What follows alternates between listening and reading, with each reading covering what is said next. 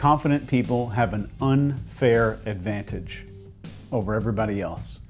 In the business world, they get promoted more easily. They're more likely to get a raise, more likely to get out of speeding tickets, get bumped up to first class, get dates a lot easier. Confidence is incredibly unfair when it comes to the outcomes we get from our everyday lives. Let's talk about this from an evolutionary perspective. When we're in our infancy, let's go back 100 million years. The average group of people was 150 to 200 people in a little tribe. In this tribe, us surviving and us being able to have kids and live on, pass our DNA along, meant that we had to get along. We had to conform to a group. And that group was under some kind of leadership. So obedience to someone who is a proven leader, someone who we know is a leader, makes us automatically a little bit more compliant, and sometimes a lot more compliant. We've all seen the movie with Frank Abagnale, or about Frank Abagnale, called Catch Me If You Can. This movie specifically shows us that this guy had nothing but confidence, had almost no skills, nothing but confidence. This is where the term con man comes from, short for confidence man. But I'm going to show you something about confidence that I think might surprise you, and I'm going to break this down from a very behavior profiler level. So let's start with this tribe. As we're growing up in our infancy as humans, surviving and living meant that we had to belong, meant that we had to obey these people. And we rely on signals for those things. So our brains are constantly scanning everything around us to say, should I follow this person? Is there somebody here that I should be following? And they do this unconsciously, but they do it to help us. And it's the reason that we've survived. It's the reason that none of your ancestors died a virgin, was because they had this ability. They were able to fit in. And this is millions of years of programming that's built into our DNA. But let's just define confidence. Confidence is a generalized expectation of positive outcomes and a generalized expectation of capability.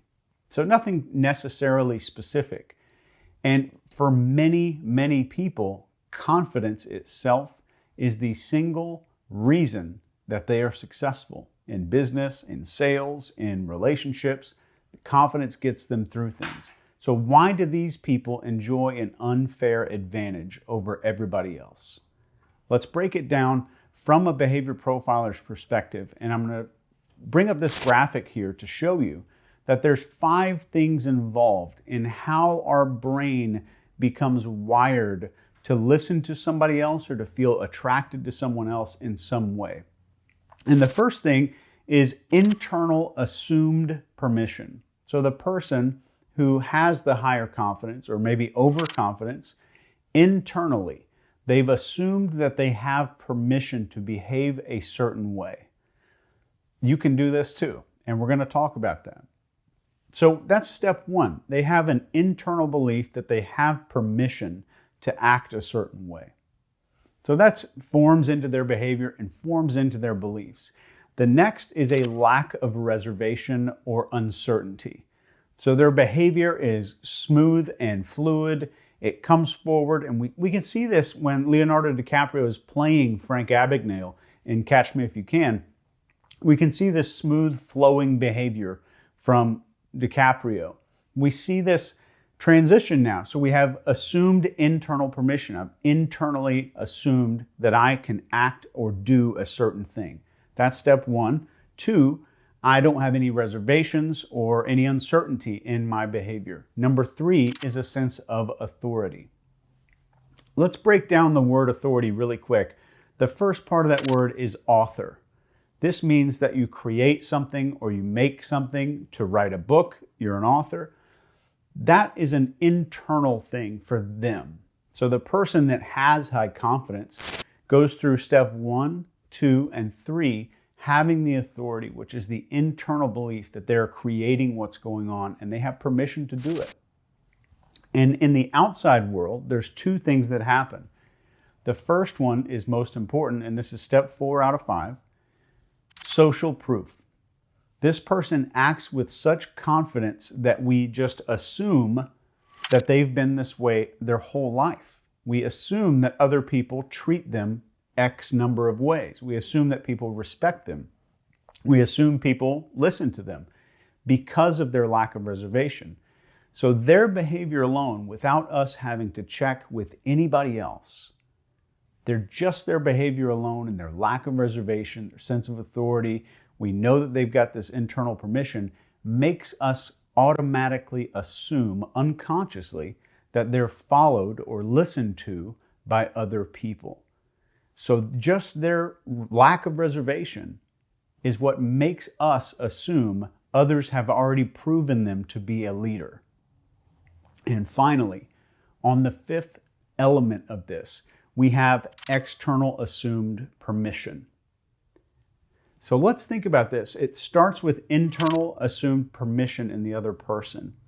And they are so confident in their behavior that they lend that confidence to somebody else. And in this situation, we're talking about a con man. That person is giving permission to the other person that they're speaking to. And in reality, when we're having that dynamic, a person who is extremely confident with real confidence gives permission to other people to act a different way or to treat them with a certain degree of respect or trust or compliance. And that's what a con man or a confidence man actually does. So they are not just confident themselves, they're transferring the confidence to other people to act a certain way. In a lot of my courses, I teach persuasion, influence, and interrogation. We talk about persuasion all the time, but we're more in the business. In our courses, we teach a lot of this. We're more in the business of permission than persuasion. We're acting in such a way to give permission to the people around us. And that's how confidence really boils down. And you can absolutely do this. It comes down to giving yourself, step 1, assumed internal permission to act a certain way. This is something you can absolutely do. If you've been waiting for permission, you've got it now. You can do this. This is something you can do.